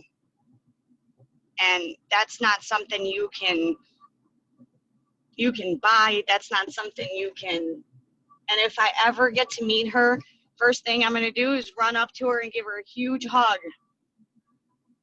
Because Kayla, thank you so much. That's all for me today. I love you, and Sean's gone. I love you, and Sean's gone MIA. I'm looking forward for that hug, for me to give it to you, and we all give it to each other. And trust me, thank you, because the reason what I shared, like I said, I wasn't going to talk about that, because sometimes we want to hide us. Sometimes, like Rhonda said, sometimes you go out there, say things, and then you want to just hide back again. Like, no, right. Nobody I know it, right? And I wasn't going to say anything like that today. But hearing you and Laura, I said, no, we have to talk. We have to share our story. And if we have our community, you help me. And you say, I help you. Yeah, and who knows who else, we all help him just by talking. So thank you, Daniela. I love you. I'm looking Thank forward you, to that. love you. I can't wait to meet you, and everybody else for the matter. We should all have like one big resort. As soon as they open the airport, trust me, I be on Sean. I'm like, we need to get together, because he knows me. I go and I say, don't you dare do this and don't do that. Yes, Kayla, it would be great. Come to the house here, and we've got the Queen's chair over here. You can sit in. I could have the two of you here, and we can do morning calls. This is the family. This is what happens. Kayla and I didn't know each other 2 years ago, but I didn't wait. She didn't wait for us to wait 2 years to get to know each other. You have a chance. Every one of us has a chance to reduce the amount of small talk in our lives. Where the world is heading, where the world is sitting, small talk isn't going to get us out of this. What got us here won't get us out of here. We got to do something different.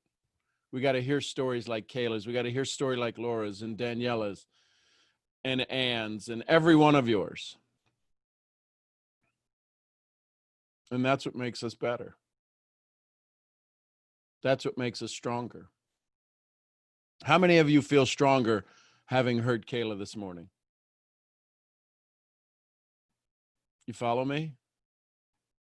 This is a soul that our profession brought us together.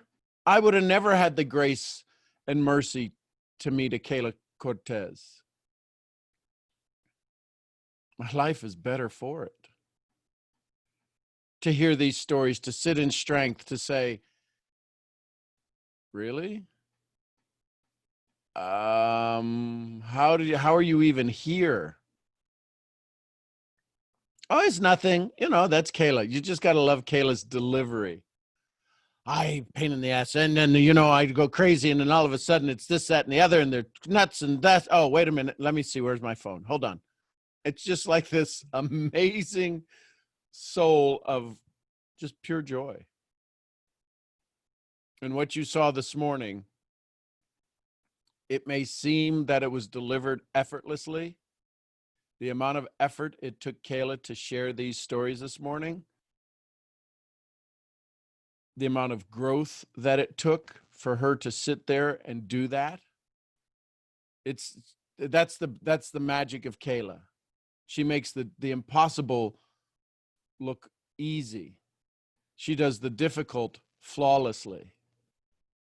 That's for, you know how many years of hiding and making sure nobody can see through the armor? What she shared with us today was a miracle for her. You all allowed her to live a miracle. So, whenever Kayla comes on, I buy stock in tissues.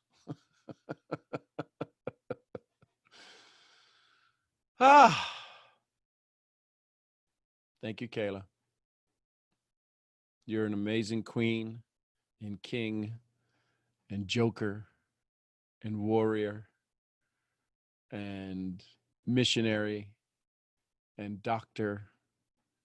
You're so many things to me, and I'm grateful for you.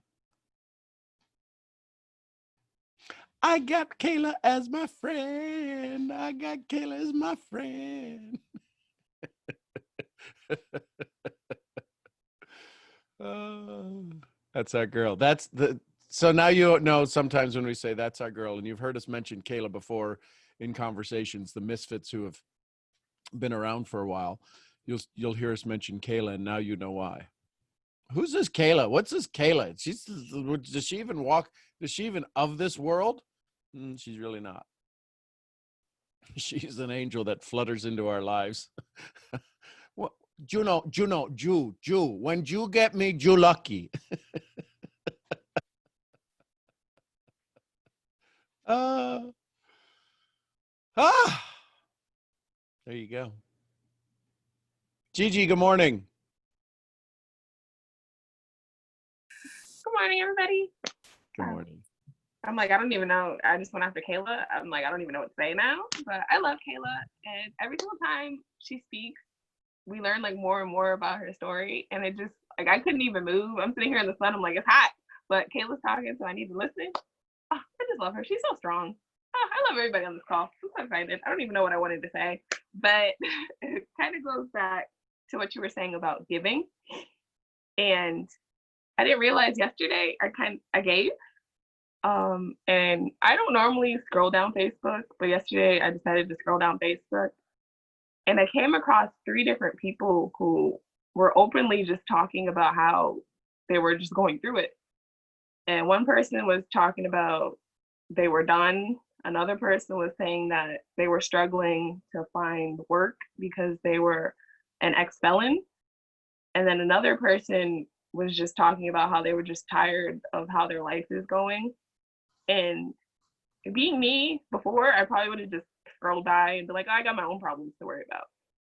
But now that I've become more aware and have started to, I guess, really care about people, not just care about people because they care about me, I took the effort and took the time to just send a message like you tell us to do, and just reach out to them and just send some positivity and just be there for them if they needed somebody, not even thinking about financial gain or thinking about getting a sign up, just being a genuine person and seeing somebody hurting and knowing what it's like to hurt and post and not have anybody say anything or not have anybody reach out. I was like, well, let me just extend my hand, because I wish I had somebody to do that for me when I was going through what I was going through. So yeah, that's it.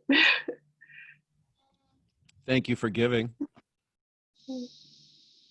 Thank you for having space to give. And thanks for making the world a little bit better place. So there you go. I've got an appointment I've got to jump to. RBP? No good? Okay. Yeah, quite emotional. So here's what I want. Hey, Kayla, would you wrap us up? Would you send everybody off with your thoughts this morning? We got to have a strong female voice. Okay. Oh God, you got me. I know the feeling, Rhonda.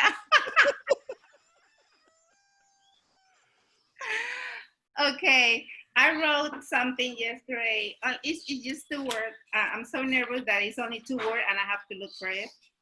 It's amazing how nervous I'm getting now. But yeah, all I can say after all of this is, you asked a question yesterday, Shan, what we think about time. What is our mindset about time? And I think the message that I can give you all is, time is now. Time is not tomorrow. Time is not 5 minutes later. Time is now. And time is now just with love. After today, I just want to tell everybody, are we really know the meaning of the word time and love? I think we should take a little bit of time today to think about that. What time, like Sean said, what time means to us and what love means to us. And if you put all those things together, that time is now, trust me, your secret sauce will come out. And if you know what your secret sauce now is right now, then when you realize that time is now and it is with love, your secret sauce will show up more. So after all we hear here, after all we share here is love you. Love you no matter what. Understand that God loves all of us. And if God permits whatever you've been through, it's not because he hates you. It's because he loves you. And because he knows that we are strong to go through that. Never ask yourself, why me? Ask yourself, what I need to learn. What's my purpose in life? But don't ask those questions and wait for tomorrow answer. Whatever you do today, every time you do it, right now that you're listening to me, right now that you hear, say, time is now. Don't waste time. Don't waste time. Because sometimes without us knowing, life keeps giving us opportunity to understand that time is now. We haven't accomplished whatever we want because we haven't understand that time is now. If we understand that time is now, Sean said yesterday, how much money you want? And we all answer something. We don't want that. We don't want that. Whatever you want, you don't want it if you haven't done it. You know why? Because you haven't realized that time is now and with love. So that's what I can say for today. I love you, Kayla. And thank you for being nervous and giving us a brilliant close to this conversation. Love you all. There you go, misfits. These are the misfits I get to hang with. These are the misfits that bring me joy, as well as each and every one of you. I'm Sean Murphy, your head misfit. I'll see y'all where? At the next At the next event. You Y'all guys. send some love to each Have other. an amazing day. Love you all. Bye. Have a great Bye. day. Love you guys. Everybody, God bless. Bye. Kayla, thank you. Gracias. Gracias. Los Love you. amo. I want to hear the roosters. They gone. They don't come back now. That's code for somebody was breakfast. Love y'all. Love you.